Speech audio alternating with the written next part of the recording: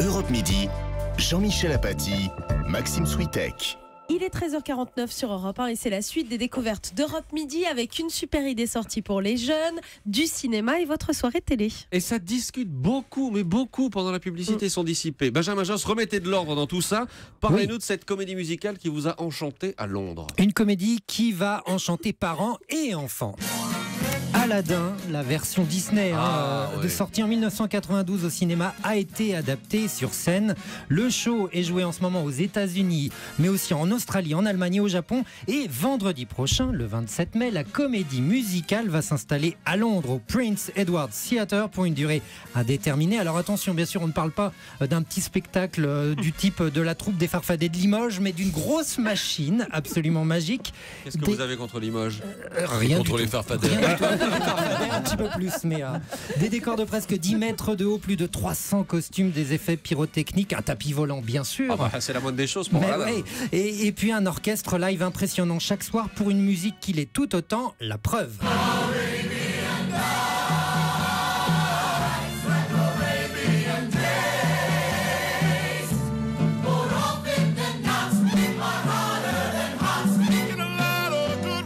Imaginez ça en live dans une grande salle de spectacle, ça doit être très impressionnant. C'est un show à ne pas rater qui a d'ailleurs reçu de très bonnes critiques là où il a été joué. D'ailleurs, il a été joué à Broadway et les critiques étaient dithyrambiques. Alors l'histoire n'a pas changé, c'est celle de la version dessin animé. La ville d'Agraba, un jeune voleur du nom d'Aladin, la fille du sultan, Jasmine, un génie espiègle. C'est la même histoire, tout comme les chansons du film qu'on retrouve entre autres dans le spectacle.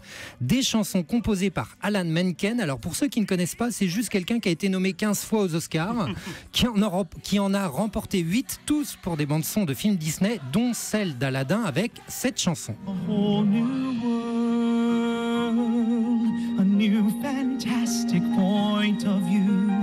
No one to tell us no, or where to go, or say we're only dreaming.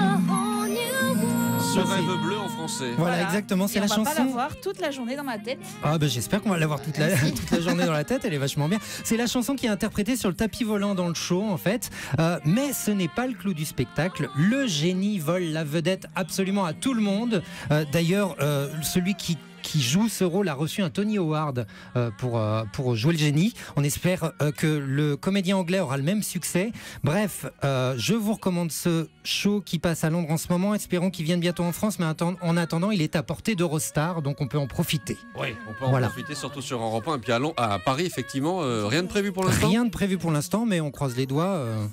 C'est quelque chose qui peut venir assez vite avec Stage Entertainment par exemple. Ça peut arriver vite. Merci beaucoup Benjamin Josse pour ce coup de cœur. Bruno Kras, votre coup de cœur à vous aujourd'hui dans les sorties de ce mercredi.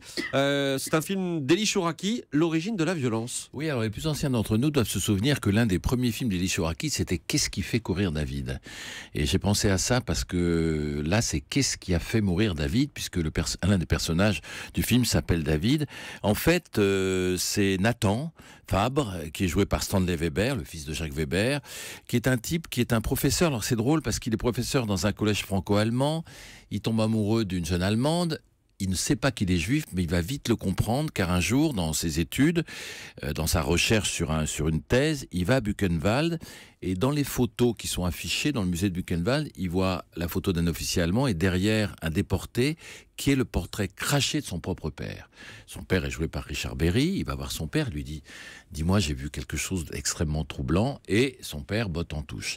Et en fait, il va faire son enquête, il va s'apercevoir que son père, qui a été élevé par un père, c'était pas le propre père. Le propre père, c'est celui qui est mort à Buchenwald, parce qu'en fait, son père était marié, il avait une mère, la mère a eu un amant, l'amant a été dénoncé, déporté, elle a eu un enfant, et en fait, voilà. Donc c'est toute une recherche qui va en fait faire exploser tous les non-dits dans cette famille où on a cru bon de tout cacher. On s'est dit que pour ce jeune homme qui est Stanley Weber, c'était mieux de ne rien savoir. Et petit à petit, en tirant les fils, il va découvrir la vérité. Alors c'est très beau parce que c'est un film très sobre, très très grave, où il est question de transmission. Il est question de ces secrets de famille qu'on cache, mais qui se transmettent dans l'inconscient. C'est pas par hasard qu'il est tombé amoureux d'une jeune Allemande qui travaille dans un collège franco-allemand, et surtout qu'il est violent. Voilà l'explication du titre. Il est violent, il ne sait pas pourquoi. Dans sa tête, il pense qu'un un jour, il peut être pris, enchaîné, torturé, et dès qu'il a l'occasion de se battre, il se bat. Il ne comprend pas l'origine de cette violence, il va la comprendre quand il va comprendre l'histoire familiale. C'est un film qui a de très bonnes critiques. Très beau. Qui a de très bonnes absolument. critiques et qui a de très bons acteurs, car outre Richard Berry, que j'ai nommé, et Stanley Weber, il y a Michel Bouquet, qui est remarquable. On connaît l'âge de Michel Bouquet, il est remarquable. Catherine Samy. Et puis il y a un jeune homme qui joue David Jeune dans les camps de concentration, qui a maigri pour le film. C'est le fils d'Eli Chouraki. Absolument, César Chouraki. Alors, c'est très émouvant parce que moi j'ai connu Chouraki, qui aujourd'hui a les cheveux blancs, beaucoup plus jeune, et c'est le portrait craché de Chouraki quand il était jeune. Il joue extrêmement bien et c'est très émouvant de penser que dans un film sur la transmission, où il est question beaucoup de père et de fils, et de communautés juives et de camps de concentration, de Buchenwald, Eli Chouraki a fait jouer son fils César Chouraki. Il lui a dit un jour, demain j'ai un cadeau à te proposer, et c'était le rôle. Voilà donc le film que vous conseillez, L'origine de la violence. Un mot, Bruno, vous en avez parlé ce matin sur Europe, Elle de Paul Verhoeven, ça Oui, sort aussi c'est aujourd'hui, un c'était la film- semaine dernière à Cannes. Oui, c'est un thriller sulfureux, sexuel, où Isabelle Huppert se fait agresser, violer brutalement par un homme casqué. Il ne faut pas en dire beaucoup plus, parce que si on commence à citer les acteurs du film, on va deviner ce qui se passe. C'est sulfureux. La seule chose, ma seule petite réserve, c'est qu'il y a des moments où c'est tellement poussé que les spectateurs à Cannes ont ri, je le disais ce matin, et on m'a expliqué que ça, c'était le recul qu'avait Verhoeven par rapport à l'histoire. Et c'est vrai qu'en me souvenant de Basic Instinct, c'est vrai qu'il y avait quand même toujours une espèce de distance ironique, notamment dans cette histoire de pic à glace. À la fois, ça faisait peur, mais à la fois, il y a toujours une petite touche, non pas de comédie, mais d'humour. Voilà. Voilà Ça, donc. c'est Elle de Paul Verhoeven. Merci beaucoup, Bruno Kras. Eva Rock, j'en viens à vous et à votre choix télé du soir. Génération What, c'est sur France 4 à 23h. Oui, en fait, en 2013, France Télévisions avait lancé une opération qui s'appelait Génération Quoi. C'était une immense enquête à laquelle avaient répondu 250 000 personnes. C'était un questionnaire en fait qui était destiné à connaître la vie des jeunes des 18-34 ans, alors sur la famille, le travail, l'amour, les études. C'était un travail titanesque, alors qui a permis d'abord à des sociologues de bénéficier d'une base de données comme ils ont rêvé, et puis surtout qui avait donné naissance à plusieurs documentaires de Christopher Nick, des suites de portraits de la jeunesse française. Et bien, Génération Quoi est devenue Génération What. C'est le même process, mais à l'échelle européenne. L'enquête a été menée dans 12 pays et il y a 4 documentaires qui en sont tirés, dont 2 sont diffusés ce soir. Le premier sur les rapports amoureux, le deuxième sur les liens d'amitié. Et alors vous allez voir évidemment, la perception est différente d'un pays à l'autre, chez les uns et chez les autres, notamment quand on parle d'amour. Par exemple en Allemagne, on retrouve Angelina et Sacher, ils ont 18 ans. Alors eux, ils ont une vision très romantique de l'amour et ils racontent ce qu'ils ont ressenti lors de leur premier baiser. J'avais des papillons dans le ventre. J'avais des frissons. J'avais jamais ressenti ça de toute ma vie. Quand je l'ai embrassé, l'amour m'a frappé en plein visage. Voilà comment ça a commencé. Mon cœur... Ouais. Alors eux, c'est très romantique. hein. C'est de qui le film là, les dialogues? J'ai C'est pas compris. Non, c'est pas un film. C'est Christopher Nick, le réalisateur des documentaires.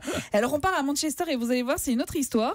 C'est Richard, lui, il préfère la polygamie, l'exubérance et la vie de couple, c'est vraiment pas pour lui. Je peux être amoureux de quelqu'un, l'aimer passionnément, penser à l'autre tout le temps. Mais sexuellement parlant, je veux être libre. Il y a tellement de personnes avec qui je veux coucher, tu comprends? Ah, il est très drôle d'ailleurs, Richard. En fait, si vous voulez, c'est vraiment une radioscopie de la jeunesse qui est, pour moi en tout cas, passionnante. Il n'y a aucune autre enquête qui ne dépeint aussi bien une génération, en fait, et qui tente de construire une génération qui tente de construire un autre monde que celui des parents, plus solidaire, plus collectif, en tout cas dans les intentions qui sont affichées dans ces documentaires. Génération What, c'est donc sur France 4 à 23h, c'est votre choix. Et vous avez un bonus ce soir. Oui, le meilleur pâtissier, spécial célébrité. Oula. Parce que vous connaissez sans doute les candidats du concours, de concours pâtissier amateur, Émeric Caron, Valérie Bègue, Alizé ou encore Philippe Candeloro. Ils vont cuisiner, enfin tenter de cuisiner. Et première épreuve, c'est une pièce montée. Et première réflexion de Philippe Candeloro face à Mercotte et Cyril Lignac. Waouh! Eh bien là, on a une pièce montée avec 3 tartes, en plein dans le sujet. Là, on voit qu'elle est bien montée, là. J'ai voulu faire un peu à mon image. Et voilà, c'était sûr. Forcément, quand on dit ça à Philippe Candeloro, voilà. Il ne se débrouille pas mal du tout d'ailleurs. Et alors, là, vous aurez 6 autres candidats la semaine prochaine et puis ça dure sur 4 épisodes de mémoire. Franchement, on passe un bon moment, c'est assez drôle, c'est très rythmé. C'est toujours présenté par Faustine Bollard et toujours avec Mercotte et Cyril Lignac. C'est comme la version que vous voyez d'habitude chaque année, mais là avec des célébrités. Et ben voilà, le tout meilleur simplement. pâtissier célébrité M6, 20h55. Merci